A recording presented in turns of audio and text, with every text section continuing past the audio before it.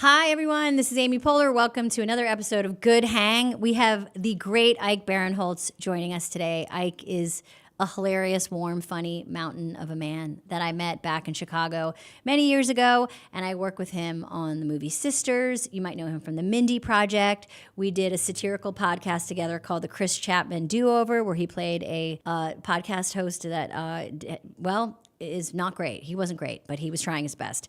He's the co-creator of a great new show called Running Point with Mindy Kaling, and he is the star of The Studio, which is out now on Apple, and we're going to talk to him about that. Ike is amazing, and as always, we like to take a minute before we start to talk about people that know Ike or might know Ike's work and want to talk to me about questions they think I should ask him. So let's get on Zoom and let's talk to two queens, Emily Spivey, writer at SNL, and Catherine Hahn, actress and hot bitch extraordinaire. This episode is presented by the Toyota Grand Highlander. Life's journey brings constant change, filled with exciting surprises, new chapters, and grand challenges. And the Toyota Grand Highlander is more than a vehicle. It's your partner in embracing all life throws at you. Blinked and the kids have grown up. The third row can fit 3 adults. From daily routines to life-changing adventures, the Toyota Grand Highlander is up for every grand challenge. Learn more at toyota.com/Grand Highlander. Toyota, let's go places. Get up, what do you say? All I ever wanted was a really good hang. So how is your day going? What's going on with you? Where are you right now, and how has your day been so far? Well, I'm in my car, but it's getting hotter and hotter, which is great. I just got my eyebrows done. Ooh. And that's how much I love Ike, is that I'm showing up in this face. And Spivey, where are you talking to us from? I'm in North Carolina. Everything's fine. I'm still getting over that fakakta flu. The SNL COVID flu.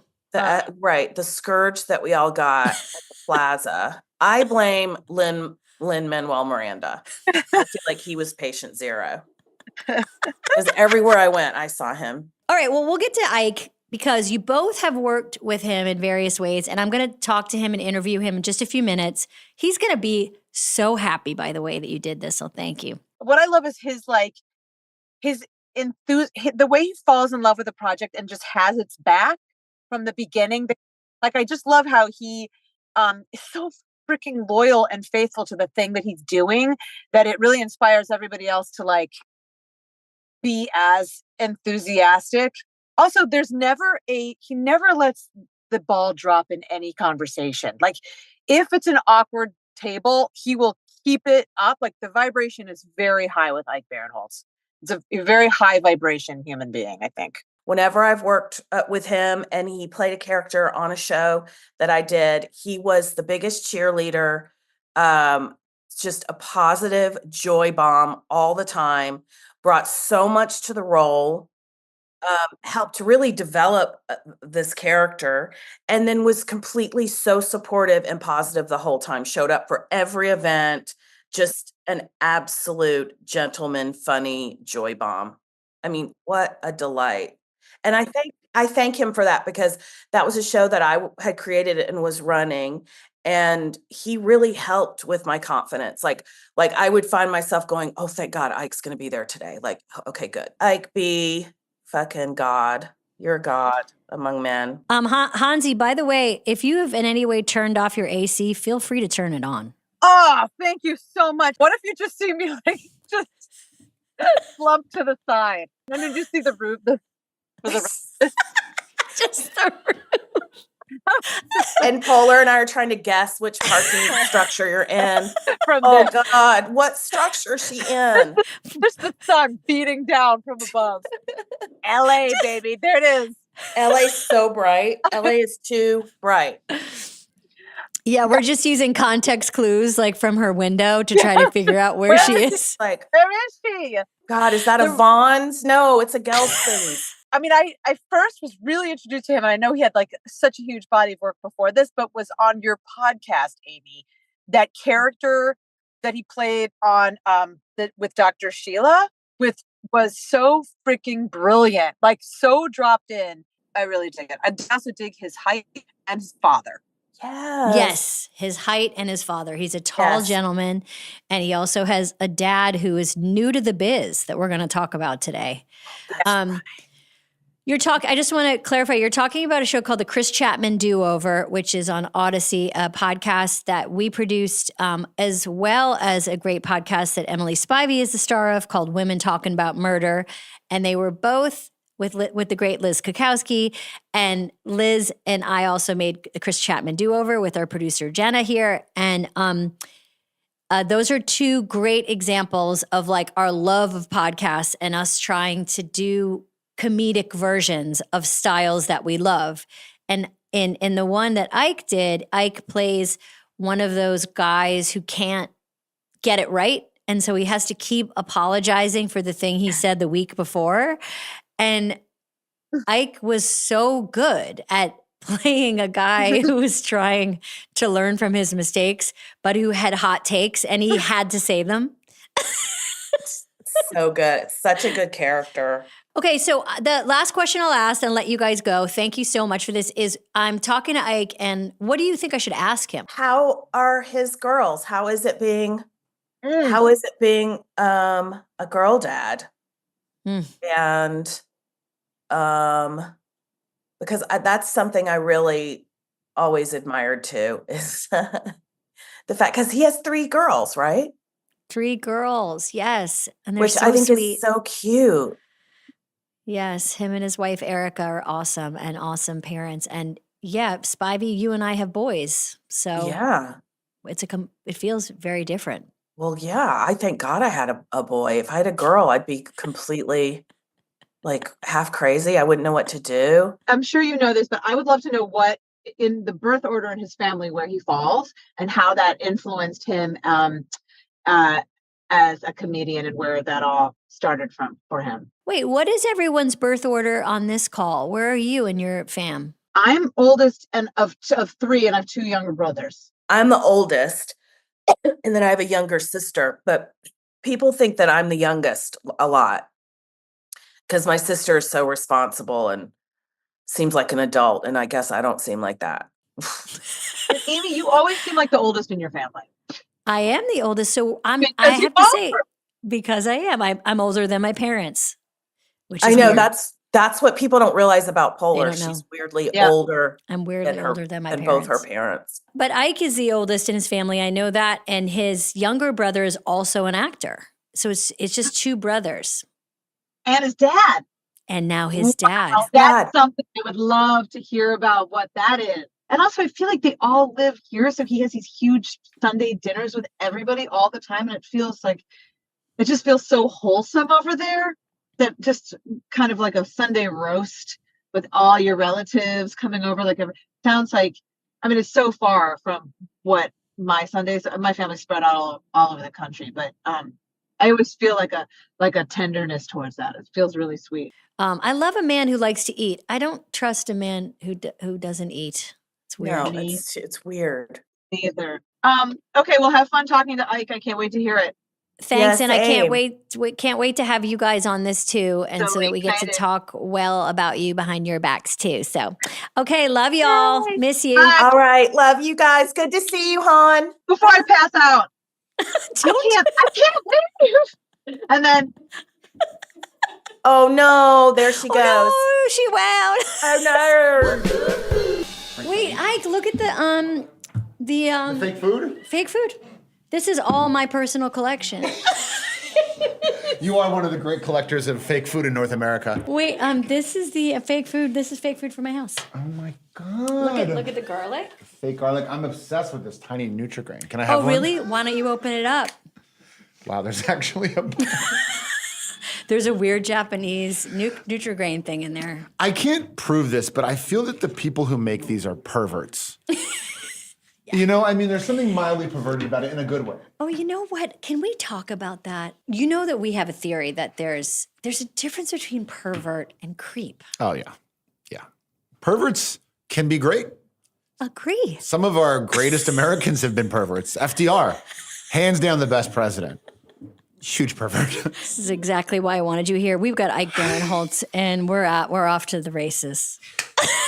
But to your point, perverts can be good. Creeps almost always are bad. Yeah. And perverts, people are so afraid of creeps that I think they can overcorrect and they can scoop up perverts. Yes. When they should just scoop up the creep. Welcome back to Justice for Perverts. When I hear the word pervert, Yes. I go like this. Like for those people that are listening, not watching, I just get a little smile on my face, like, like a little pervert. Oh, little pervert. Like, Sweet little pervert. Someone who's just like, I don't know, doing their thing. Again, consensual adults. Consensual adults. Everyone's into it. Sitting on cakes, and they all like whatever they like to do. No kink shame. I do not kink shame. I might cake shame a little bit just because it's a waste of a delicious cake. Okay, that's right, because you love food. I love food. I take it very seriously. And when I see someone sitting in it and touching themselves, I'm just thinking like someone really put love into that cake and spent time baking. But to your point, I love a good pervert. Creeps, no thank you. No thank you. Yeah, and it's kind of like good art. Like you know it when you see it. You know the difference between a pervert and a creep. Do you think that we have a higher tolerance for perverts because of our age? I think it's a generational thing. Yeah. I think the younger generations don't have as much love for perverts, but they're young. You'll get there, guys. Give us a chance. I can also tell you this. Sometimes perverts can become creeps. 100%. I had a friend who I loved, and he had a dad who I actually liked a lot.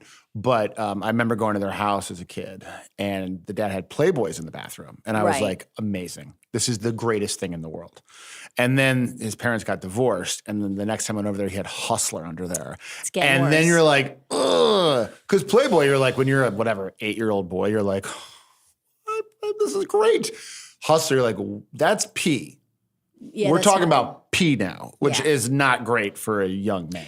I think what you're trying to say is that every creep started as a pervert, but not every pervert becomes a creep. Could not be more well said. I believe it was Mark Twain who first coined that phrase. Yeah, you said that to me at the Mark Twain Awards. When we gave each other awards at the Mark Twain I whispered Awards. and I hugged you and said, congratulations. How's my hairpiece, by the way? You look incredible, Ike. This got woven into my head this morning. It looks So gorgeous. it's a little, What kind of glue do you use on that? This is just good old Elmer's. Good old Elmer's. Good Picked up old at Rite Aid. Elmer's. You know, paste it on there. It's a glue stick, though. So it's not like I don't have white glue all over my Do hands. you It's like just that- wearing wigs, by the way? Like No, I hate it because I have like 7 hairs left in my head, and You just do whenever, not. well, yeah, but whenever they pull them out, like the clips, it just that hair You comes out. I'm worry. like, Yeah, I have so much fake hair in my head right now, and it's wild. Like if I took it all out right now and laid it on the table, it would look like a regular person's hair. But I need so much fake hair to look like I have even normal hair. you were a great wig wearer, though. Like when you used to like old UCB SNL sketches, you really wore a wig better than anyone in this whole town. Well, let's get started. Yes, Okay, let's be real and get this interview started. let's be real. Ike Barinholtz is here. Ike, we met when and where? We met in, I can tell you pretty much like the exact year, it was like 1996. I had just started taking classes at Improv Olympic, which was your former theater. And you guys had just left like 5 months before I started to go start UCB. Maybe it was a year, but whatever. You guys had left and UCB was already kind of like the cool thing. And I remember they were like, hey, there's a Amy Poehler and Matt Besser are coming back to teach a workshop at Improv Olympic at like 11 a.m. on a Monday. So I had a day job and I lied to my boss. I was like, I have the flu. And I went and no one, like for some reason it was just me and 3 other people. And Matt Besser was like, yeah, we can't do this with this few amount of people. And so I remember you were like, why don't we just smoke a joint in the green room? And I was like, I did? Yeah. So unprofessional. and I was like, this is the coolest person I've ever met in my life. Like I'm obsessed. This is incredible. And then you guys came back and did the workshop. And I remember the first half of the workshop was you teaching us, just getting in there and doing scenes. And I was like, this woman is the greatest improv teacher I've ever seen in my life. Like, oh my God, I love her. She's the greatest. And then the second half was Besser, who was trying to teach us the Mortal Kombat form, you know? Yes. And the group of improvisers that were doing the workshop, we were all bad. We were all like very young and green and trying to get, and the form wasn't going well. I'll never forget Matt Besser, God bless him, just goes at one point, he goes, no, I should have done something else. I said it out loud.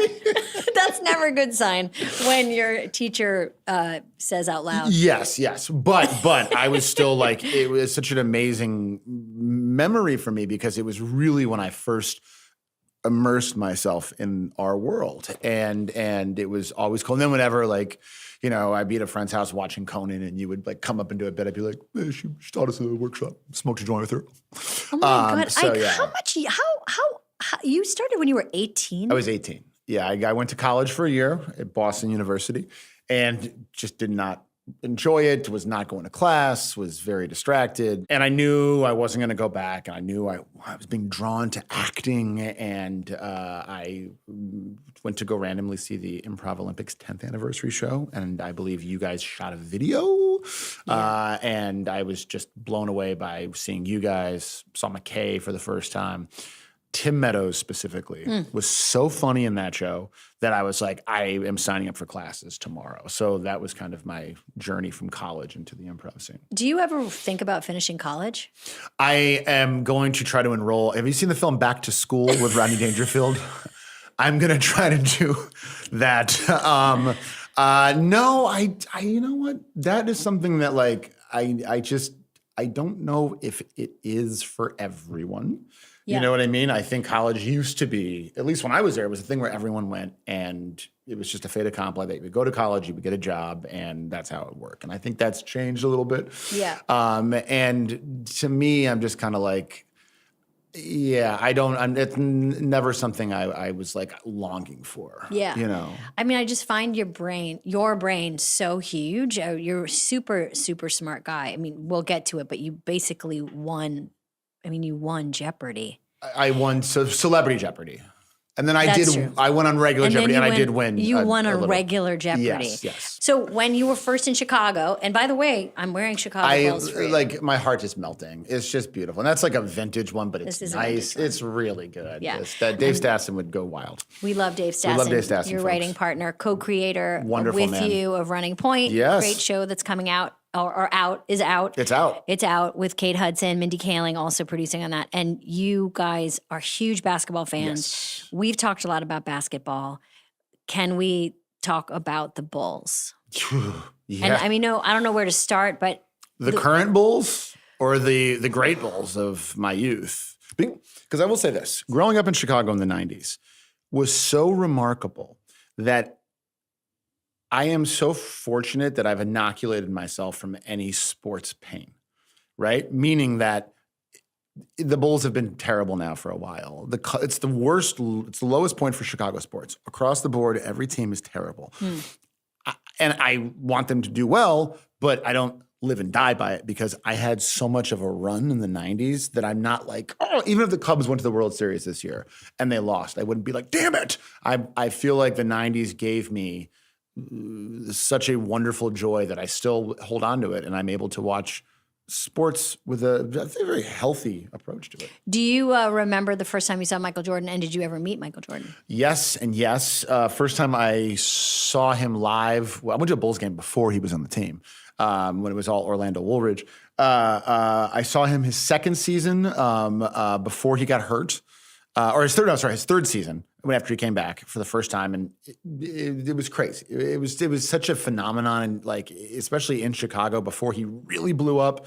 And then I met him years later at a health club, and I was holding a Archie magazine, Archie. Yeah, Comics. Archie I was Comics. holding like a Jughead Digest 12, and he walks in. I just froze. And How old were you? Oh God, maybe 11. I don't want to say like 17. I was reading Jughead. Was it Jesse Jughead? It was actually Slaughterhouse 5. Jughead. That's creep territory. That's not pervert. That's creep. That's great. That's Yeah. true. But I just walked up to him and held up my Jughead Digest, and he just looked at it and signed it, and I melted. So you have it signed still? I have it signed still. It's still at home, and yeah, it's. I love him. I love him. I love too that he has lasted so long. That documentary that came out was so great, and a whole new generation of people who never saw him play live still understand how wonderful he is. Well, as we continue to talk about sports, I just want to say that underneath my Chicago Bulls sweatshirt is this guy. It's gonna be a Boston Celtics shirt. Yeah, it is going to be a Boston Celtics shirt. Because look at this. Oh, that's Larry really Bird. good. That's really good. Bird, best. I did love him very, very much. Is it, I loved him so much. I loved him so much. That was the 80s Celtics wore the 90s Bulls for us. Yeah. They kept us going for a really long time. He was amazing, and I know there's like a 9-part Celtics documentary that's coming out. Bill right now. Simmons. Bill Simmons. Bill, we cannot wait to see this. You know he's from documentary. Boston, Bill Simmons? Yes, of course. I'm joking. Bostonians are like Canadians. Bostonians are like love to say they're from Boston, and they very know proud. everyone from Boston. Canadians are the same way. Very true. They're like, Brian Adams is Canadian. It's like, okay. All right, you got that one. And Fine. it's like, you should leave with Martin Short, maybe. Can you tell us a little bit about Running Point? Yeah, so Running Point is it's a story inspired by the life of Jeannie Buss, who's the owner of the Lakers, who I've actually gotten to know over the years, and who really is like, I imagine like most owners of sports teams like have like satanic rituals where they worship Moloch and they're billionaires and stuff. She's just like a normal person, you know. It's like a family business, and she's so like forthcoming and wonderful, and her life really is crazy. I mean, she's the only female owner in a incredibly male dominated field, and running a legacy team, one of the most important teams in the league. And so we thought that a family comedy, or Mindy Kaling thought like a family comedy set in a basketball office would be a really funny world, and thought of Dave and I and brought it to us. We obviously worked with her on the Mindy Project years ago, and we really loved her and hadn't worked with her in forever. And so the three of us just kind of talked about what it could be and what we think it is. And yeah, that was like 3 years ago. And now It's doing really well. It was Number one, number baby. one on Netflix, baby. Got Shout it. out Papa Ted. We love you, Papa Ted. For those people who are just listening, we just dabbed. We dabbed in honor of Ted Sarandos. We dabbed. I'm We getting did a a text. Netflix dab. Running Point is canceled. Oh no, you just got a text. It was the dab. Little dab will do you. That's what they say. A little dab will not do you. A Little little dab dab will will not do you do- in. Little Little dab will do do you in. you in. Oh my God. You do a lot of things really well. You write, you produce, you act, and they're all like you have a lot of skills that you can do really well. How do you, I guess the question is like, which one right now is the one that's like turning you on the most? Which is the one that like, because you just were in as an actor My in the erotic studio. photography. And it's a I problem. can't believe I said turning you on. Why did I say that? I'm so bad at this. I've just started. I seriously don't know how to ask questions. Like, what are questions? Hey, there's one. That's a question. What are questions? Because on it, but I guess what I'm trying to get at is people. I don't think enough people know how much you write. I'll say that. Yes, right now is a very blessed time where I love shooting and acting and being on set and production. That is fantastic. As you get older, you know, I'm at that age right now where my kids are still want to like hang out with me a little bit, and they still like, they're going to be gone soon. They're going to be teenagers that just don't want to hang out with me. You have so much time until they're teenagers. Yeah, They're still little. Yeah, but the oldest is like, she's like 11 going on 15. Yeah. And it will, I know it will go fast. Yeah, So yeah. it's right now, like in this little phase of like writing and spending, I think also too, we've kind of through the years, through COVID, we figured out how to like really focus our writer's room and be very effective with our time. Like I'm sure like at parks, you know, you remember like, oh yeah, they're coming in at 10 and they're leaving at 10. You know what I mean? Like it's long hours. It is a little bit better now where you can kind of manage your time a lot better, target it a lot more, still put in the time, but be able to cook dinner every night. That's my real favorite thing to do, is to like cook dinner at night for the kids and eat like a giant just bucket of food. That is like the fun zone right now. And that will hopefully change at some point, because in a few months I'll be like, I need to get out of here. I need to be on set. Yeah, I don't think, maybe for people that aren't too aware, when you're on set filming something, it's kind of when you have the least amount of control of your time. And you have to surrender completely. And you're looking at a 12-hour day. 12-hour plus days. If you're acting too, you're getting into hair and makeup. If you're shooting far away, you're waking up at 5 a.m. And that's when it can get rough. But then you're exhilarated because you're on set and you're funny and you're with all the fun people and stuff. So, but right now the zone I'm really loving is creating and being at home and writing and stuff. I remember with Parks, the best thing about it was the immersion into the world. And the worst thing about it was just so much time away. Like I really had to figure out how to balance having little kids and being on set. It is not easy. It's hard. And we're lucky too. Like, we're shooting Running Point in LA. Mm-hmm. I got friends that are like, oh yeah, I'm going to Newfoundland for 4 months to shoot like a sci-fi show. That's really tough. That's where you're like, oh man, you gotta really love acting or need to do it and go, and that's the rough one. Okay, and then to get to the other thing that you're doing, because I'm very excited to watch this, the studio with our good friend Catherine Hahn. Ugh, we love her. I remember you told me years ago, you were like, do you know Catherine Hahn? And I was like, no. You're like, you would love her, and you were right. Catherine Hahn she's a good example of someone I met in my 40s. You think you've kind of met your friends for life, and Catherine and I, we just kept hearing about each other, and I was a big fan of her work, and I knew her work. And then she came on Parks, and Paul Rudd was like, you don't know Catherine Hahn? And he said, oh, you two are gonna. Yeah. And we just immediately, and she is one of my dearest friends, and so funny and so talented. People are obsessed with her on Instagram. Like if someone posts like a trailer for the show, like every reply is like, Mother, I'm coming for you. I love you. You know why? Because her and Plaza did the kissy kissy. I know.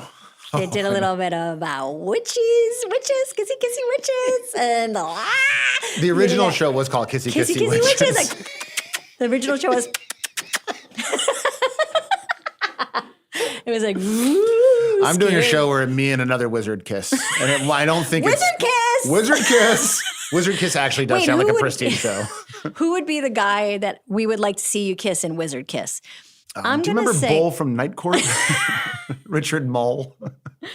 I'm going to say, who would we want to see you kiss in Wizard Kiss? It would be like... Do you want like a younger guy? Like I met Timmy the other night at the Laker game. Should we get Timmy? Oh my God, I would binge. He's adorable. If you and Timothée Chalamet kissed in a new show called Wizard Kiss. Timmy, if you're around, give me a call.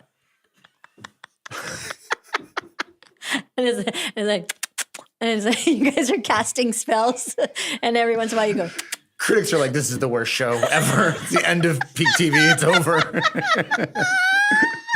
So many executives are fired because of this green lighting. How about Timothée Chalamet? He's got the goods, incredible. Man. Speaking of Michael Jordan. Yeah, I thought of you when I saw that speech, because I was like, that's my guy right there. Okay, and I promise we'll cut this part because I could talk about it forever, but I'm kind of into the Enneagram, which is this like thing that tells what personality you are. And Ike is at Enneagram 3. So is Jenna, our producer.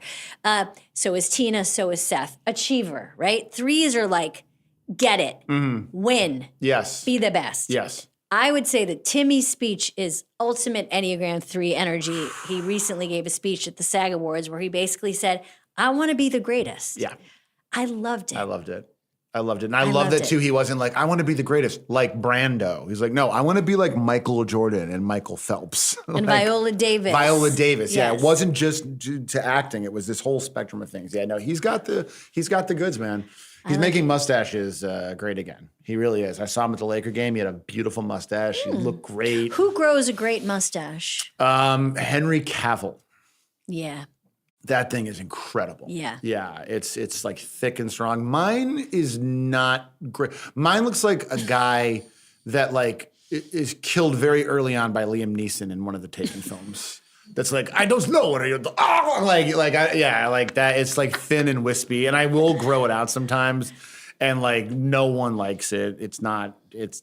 Have you ever grown a full beard? Have you ever? I had one like literally 2 weeks ago. It looked like I was very like, was I an imam? Was I a rabbi? Somewhere in between. I don't know, but it was very long and thick and quite frankly gross. Yeah. It got to like once it gets past a certain point.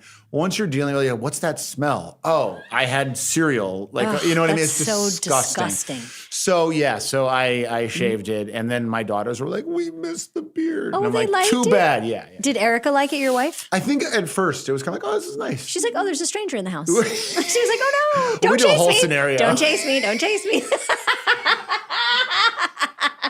The money's in the safe. Leave me alone. Oh, fine. I'll take off clothes.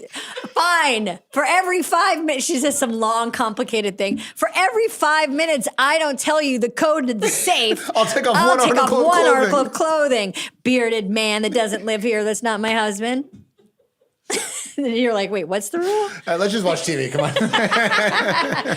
Okay, but she liked it. She didn't mind it. No, she didn't mind it, and it was cool. But then it just got like, I think for the premiere of Running Point, I showed up, and also when you're an actor, people are like, "What are you shooting?" And you're like, "Nothing." Like, are you in The Revenant Part 2? You're like, "No, I just got nothing going on." You brought up Catherine Hahn, and we do this fun thing on Good Hang where before we have our guest in, we do a little fun Zoom with people that know them, and we talk well behind their back. Ooh, it's almost like this is your life a little bit. Yeah, it's a little bit like, the idea is that you don't really know who's going to show up and who's going to pop in, and so we did a Zoom with Catherine Hahn and Michelle Obama. And Michelle Obama. Wait, who are you going to say? Sorry. With your first wife, Michelle Obama. Oh, yes. And we did it with Catherine Hahn and Emily Spivey. Oh my God. And we got to talk Two about of my you. all-time faves. Truly. I know. God, I love Spivey. And they had questions for you. Oh. And Spivey's question was about your daughters. Like, what is it like to be the dad of 3 girls? You're a girl dad, as they would say. I'm a girl dad. I'm a girl boss, and that's problematic. I'm a girl interrupted. It is. I grew up in a house with boys, just me and my brother, and it is a delight. Like it is like and again, I'm in that zone where they are really like still little and they want to play and they are asking me questions about the world. You know what I mean? And I'm very well aware of the fact that there will be a time where they're just like, they won't even be texting. They'll have like a chip in their brain and be like, "Dad, I'm shipping right now." But I have a vision of like, Peyton Foster getting married and To each other? getting. Jesus, Amy. Sorry, no, not to each other. And you, first of all, you love to cry. You're a big crier. Oh, Jesus, yes. And that might, I don't know if that's a girl dad thing, but it's definitely an Ike thing. You love to cry. Yeah. I feel like, and I have this vision of you dancing with one of them and then the other sisters tapping out. Like that's, I know. You're going convulsions right now. That's the part about girl dads of which I know. Are you trying to make me cry? And then you're like, and then your grandfather's ghost comes down and he tells you he forgives you. And I'm like, that would be good. I think we're similar in this way, which is you live very big, you take big swings, and you love that about people, and you are definitely that kind of person. You're a party pumper. Yes. I think we both are. I'd like to Yes. say we share Yep. that in common. Mhm. We like a good time. We like trying to like get the party going, man. Party going, the Yeah. energy going. Like I've been to a million parties with you, small and big, and when Ike shows up, like it's like we're getting started. Come on, let's cut loose. Yeah. And have you always been like that? Do you think that just like that was your from day one Yes. vibe? I remember like when I was like 5, like my parents would have like friends over for dinner and I would like after dinner walk around and be like, "Let me see your cigar." Like you know what I mean? Like I was like doing bits and like imitating Indiana Jones and stuff. And so like I do love being around people. I love like sitting around like a bunch of your friends, like doing bits and laughing and maybe having a few drinks. Like that is a very, very fun time. And I'm not stuffy. Again, I'm a lot like Rodney Dangerfield. You really are. I And for really the kids, am. and let me just ask anybody under the age of 53 about Rodney Dangerfield. Okay, let's take a water break. Nice Stanley. I wish Stanley was a sponsor. You can get him. Do you have a Stanley too? No, this is a Yeti. Should get Yeti as a sponsor, but an actual Yeti. I love my Stanley so much. I know it's basic. Well, maybe not. If Stanley, if you're a sponsor, it's not basic. It's not basic. It's It's a the wonderful way to opposite. drink. But if you're not a sponsor, I know it's kind of basic bitch Stanley stuff. But there's something about the weird, like baby bird gerbil thing you have to do where you have to go. That's so satisfying. It's strange. Okay. So, I feel like you're Emily and Han and I were talking about this about you, about your enthusiasm for life and for projects. Like when you come onto a set, when you say yes to something, one of the best things about you is people know you're going to commit. Yeah. Where did that feeling of like, where did you learn that idea that you had to commit, and what does it, what does it do for you? I'm gonna say that's I think from our old improv days. I think that's a big part of it. Is I mean, just at like a basic level, like I will give Mick Napier some credit on that one, because I remember Mick, who's like a famous Chicago improv director and guru. I remember I was taking classes with him one time, and I think early on when I would do improv, I was like a bit of a sideline guy. Like I would kind of come on and say like a funny line from the side, and he was like, "Get in there, man. Get in there. Do weird shit. Be weird." And I think that kind of a big part of our improv training is learning to not be afraid of failing. So as you develop as an improviser, you start to learn that like, oh yeah, even if this scene is bad, you got to commit, man. You got to like go all in. You got to do it. And I think that kind of just bled into, the way I look at work. I will say I'm very lucky. I'm, by and large doing projects that I love. If I was doing The Sound of Freedom 2, I don't know if I'd be like, hey, everybody, I got a food truck. Yeah. And again, most of the things I do are comedy and stuff. And I do think it's very important that, when you're on set, when you're doing whether a TV show or movie, it's a comedy, it should be loose. It should be, it should be, people should be ready to laugh. But you bring it over to not just your work, like your life too. Like when you're in something, you're really in it. Yeah. You really are in it. I think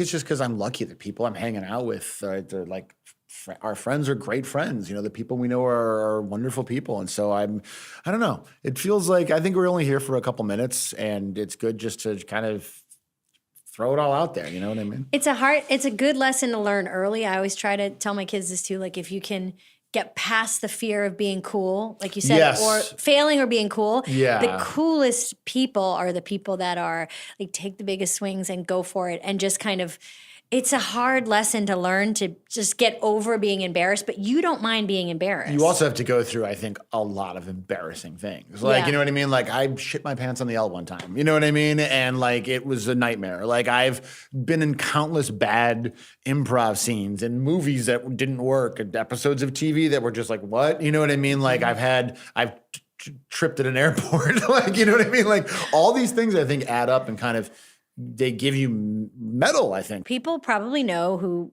maybe have listened to you on other podcasts, but you talked about being in Boom Chicago, Yes. which is like you performed in Amsterdam with Jordan Peele, Seth Meyers, Josh Myers, Liz Kukowski, Josh Myers, all these like great people over there. Yeah. And how long were you there? So almost 2 years, which was wild. It was crazy. It was a crazy party. Did you time. celebrate Y2K in Amsterdam? I did. Ooh, what was that like? Cocaine-y. Very cocaine-y? Very cocaine-y, yes, from what I remember. Indeed. Cocaine, but it was Dutch, so it was like cocaine. Cocaine. Cocaine. It's like regular cocaine. It's just more condescending. It's just more to the point. It's more direct and to it's the more point. direct. Yes. Yeah. But it was a great time. It was just really fun people. I was really young. I was like 22. I'd never been to Europe before. We were doing like, the theater was like becoming like a thing where like the prime minister would come and we would have huge audiences, and it was like the ultimate party, and we're all like still friends, and it was really, really fun. That sounds so great. I might go back this summer, but I would go back with my family, which would be interesting. Like, hey girls, this is where I took too much ecstasy and vomited before I saw Oasis. Yeah, I picked the pill out of the vomit and ate it again. This is a different time, guys. This is like 1999. Please don't judge me.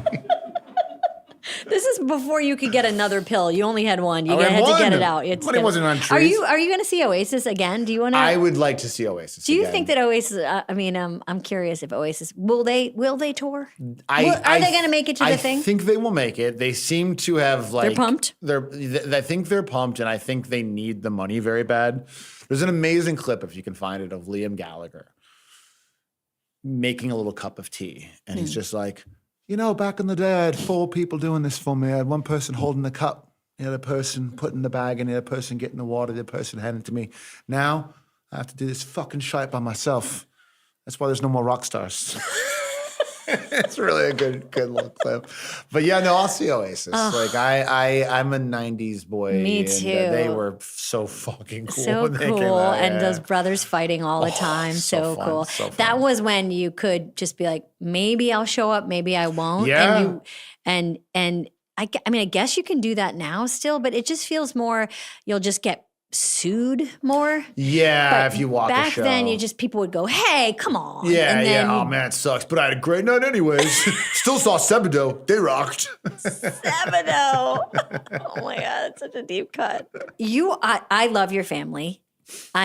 You have a brother who's an actor. Yep. And incredible John Barinholtz, great actor, great guy, wonderful family man. And now you have a dad who is an actor. Yeah. And Emily and Han both wanted to know what it was like now to have your dad be on TV. And they were asking what your dad did before, which I didn't really know. Was he a lawyer? He was a lawyer for like 35 plus years. He wanted to be an actor back in the day. And then he auditioned for Second City when John Belushi was there. He wanted to be an actor, but just it was impatient. It was like, I'm going to have a family. I'm going to go to law school. And he was a litigator for 30 plus years, but he was very supportive of my brother and I. And they came to so many improv shows, and there was a couple shows that we did with him. We brought him on stage and acted with him, which was really fun. Susan Messing brought him on stage and did a show with him one time. It was crazy.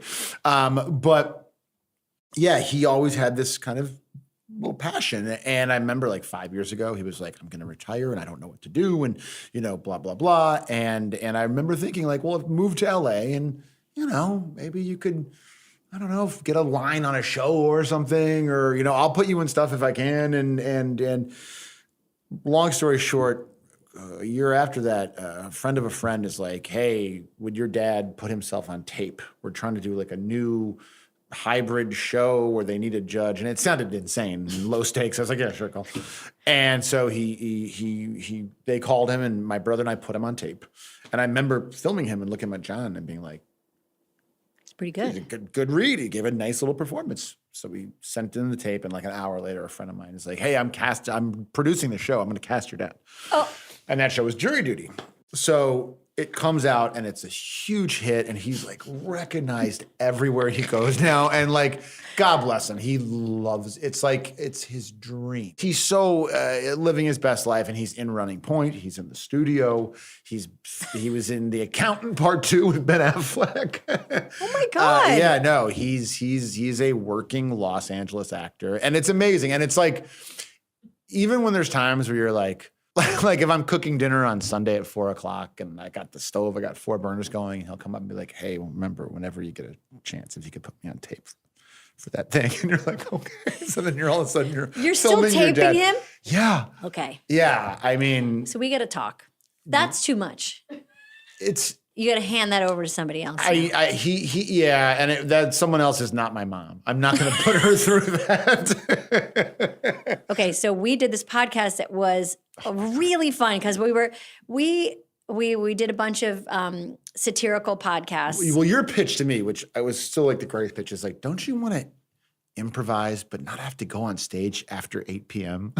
You were like we could just go if we were in a studio and just riffing. And I was like, oh my God. And you were like, what if it was a fake podcast network? And yes, it's basically one show, your character, Dr. Sheila. Dr. You Sheila. have to say her name in the form of a question. She's not a doctor. She's not a doctor. she kind of launched it, and then her last episode introduced Chris Chapman, which was my character, which was I would say he would be a member of the manosphere. Yes. Right. He's definitely adjacent to some of the podcasts you heard of. Yeah. Experts who have supplements and labs and a lot of they do extreme stuff. Yeah, and kind of thing where it's takes, like, where it's like, oh yeah, no, you're supposed to actually sleep in ice water.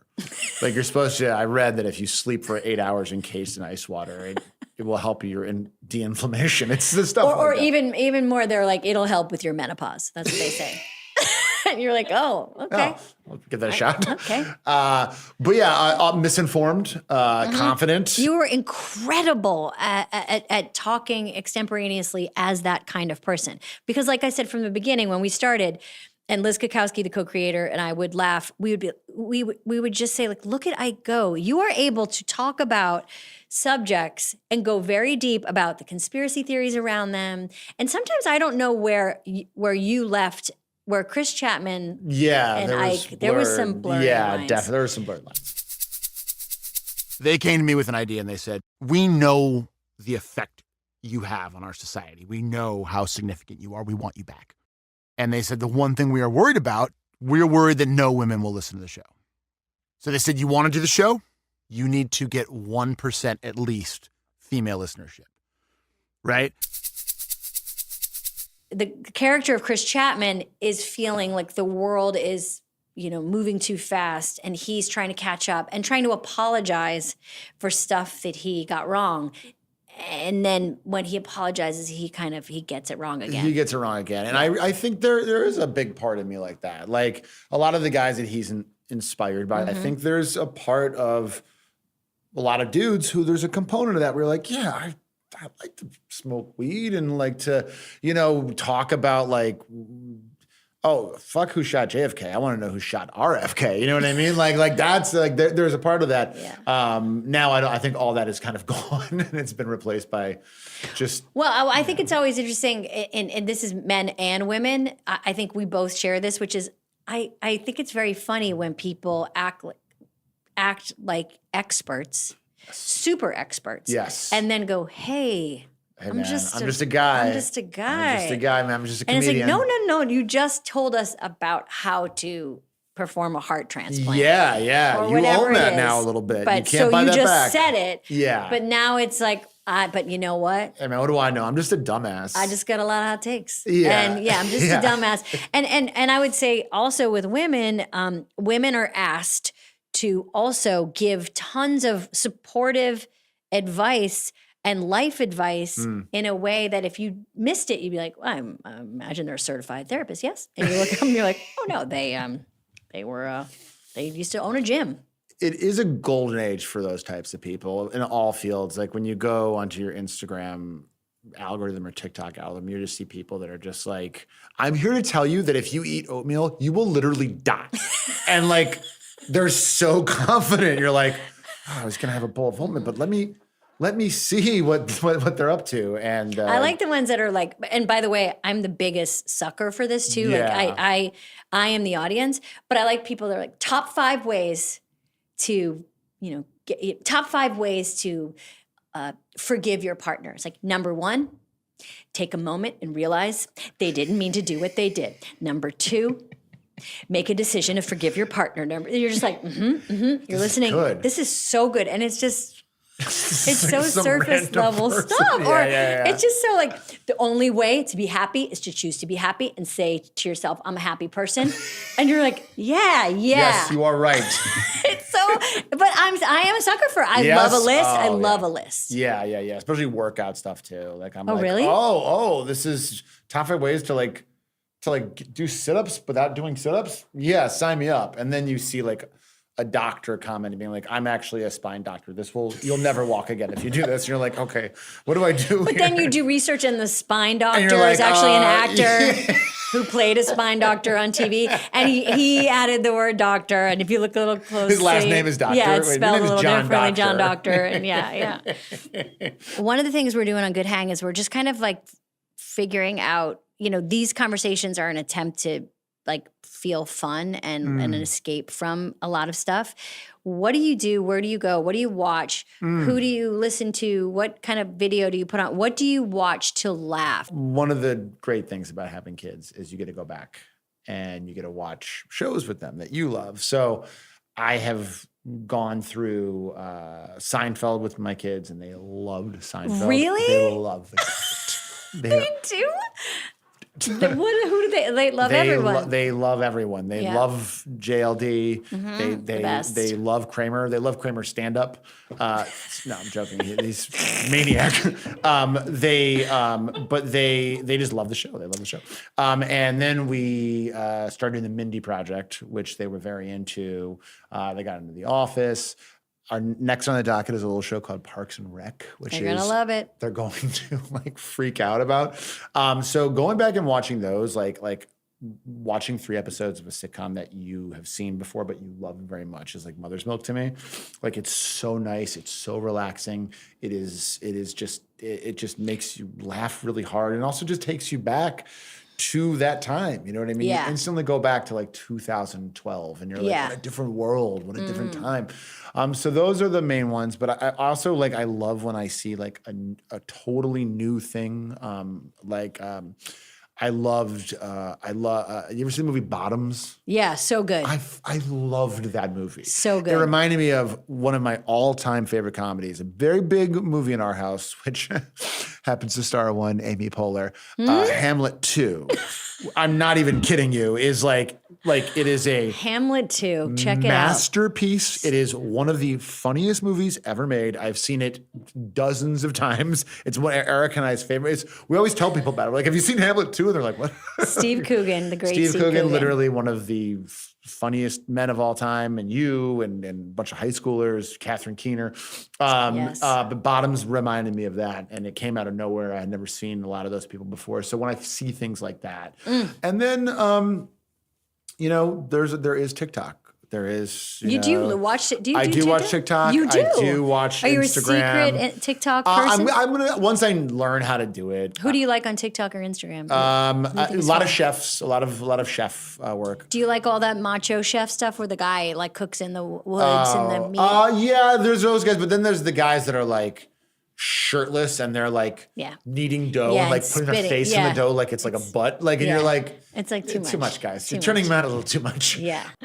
Ike, I love you so much. Thank you for doing this. I can really say without a doubt, this was, you know what? It's a good hang. Oh my God, it was a good hang. It's a good fucking hang. Please just come back all the time. Let's do it tomorrow. All right, let's do it tomorrow. See you then. Fantastic. Thank you so much, Ike Barinholtz, Isaac Barinholtz. Your legal name. Thank you so much for being on the podcast. I love you, and you're so hilarious. And check out The Studio, which is coming out soon or already out, depending on when this is out. But I just want to end by saying, when we do the polar plunge, we want to dip into something that changes the chemistry in our brain and makes us come alive. And I wore my Chicago Bulls sweatshirt today, but really at the end of the day, I'm a Celtics girl, grew up watching the Celtics and love them. And if you have not checked out the great documentary, it's Bird versus Magic, about Larry Bird and Magic Johnson and their incredible friendship, rivalry, competitive relationship, whatever you want to call it. Highly suggest. It's excellent storytelling, and it's about the two greatest players ever. I know, Michael Jordan. Okay.